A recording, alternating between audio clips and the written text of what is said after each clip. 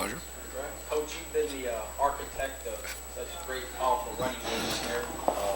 Coach Brown wants to take the blame for all this. Is that deserving of him to do that, or what do you think? Absolutely not.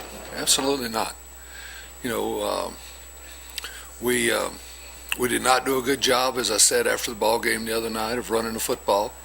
I do think Colorado deserves some credit for what they were doing. They were stacking the run,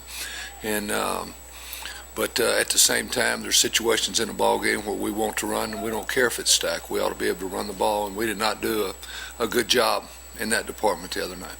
Now Trey's not even on the depth chart. Is that because y'all don't know his situation, or is he not? Trey Newton? Yeah. Yeah, we're a little bit unsure right now. It'll be later in the week probably before we have an idea exactly what he'll be able to do. Is there anything you can point out about the running game? I mean, I know there's a whole lot that goes into it, but is there anything you can point out that's going wrong? Well, usually when something goes wrong, it's a combination of things. I mean, there's times that we were on the edge with the offensive line. There was times that, we missed a crease. There were times that, we had some run-pass options that we perhaps could have thrown the ball in those situations. So it's a combination of a bunch of things that we just disappointed at 5 games into the year. We haven't done a better job of getting it cleaned up. Greg, how frustrating is that? Because the offensive line was expected to be a strength. A lot of guys coming back from last year, and it just hadn't been clicking yet for them like I think a lot of people would have expected. Well, it has in the passing game.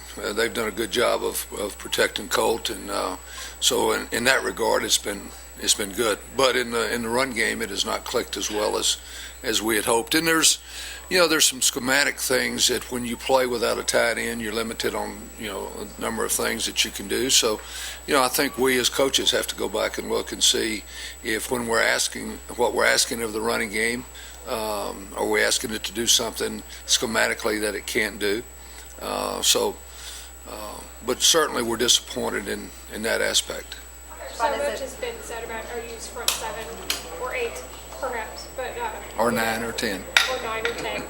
What do you think about them, and as far as what you guys need to do? I think it'll be the best. It'll be the best front that we will play probably this year. I mean, you look across the board, and with Bill and English at the ends, and McCoy in the middle, they're very explosive. They play with really good pad level, and they play with their hands well. So it's a chore to find runs against them, and the backers do a good job. They fit with their secondary well. So, but they're a very explosive group that plays with great pad level, and I'm really impressed with the way they use their hands.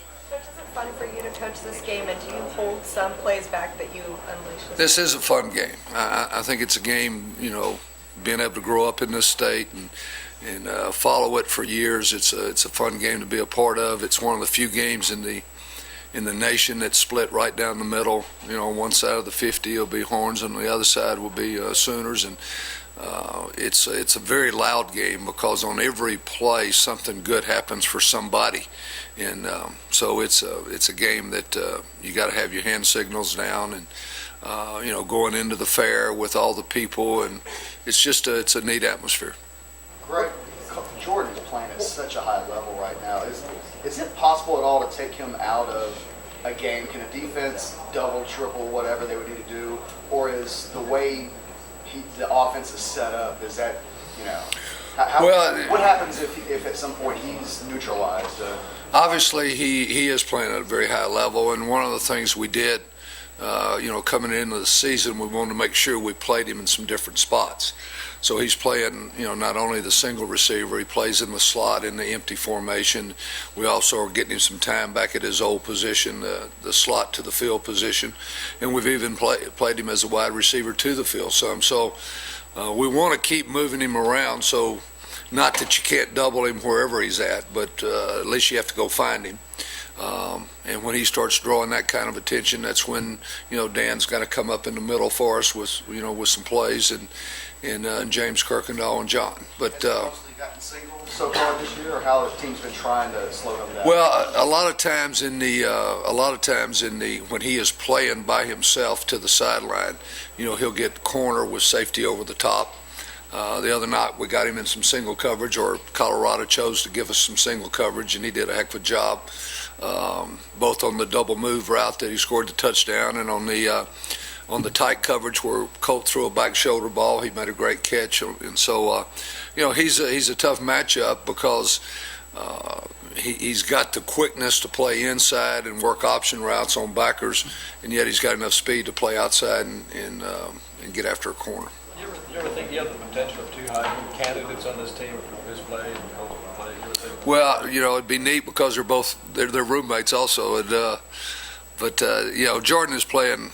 I think John told me after the game it's the first time in Texas history that one receiver's caught double-digit balls 3 straight weeks. So, that's quite an accomplishment. What do you do or say this week to the guys with all the concerns you guys have? Because this can't be the best time to have those concerns.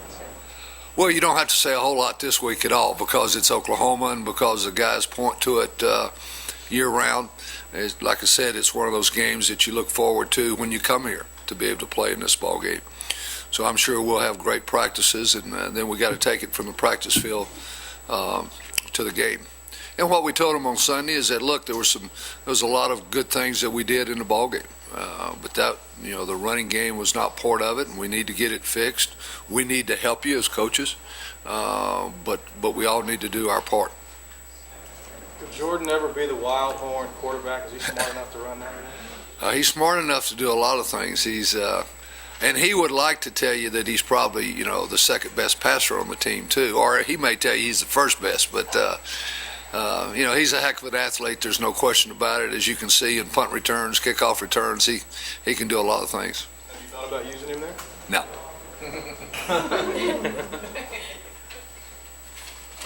Thank y'all. You bet.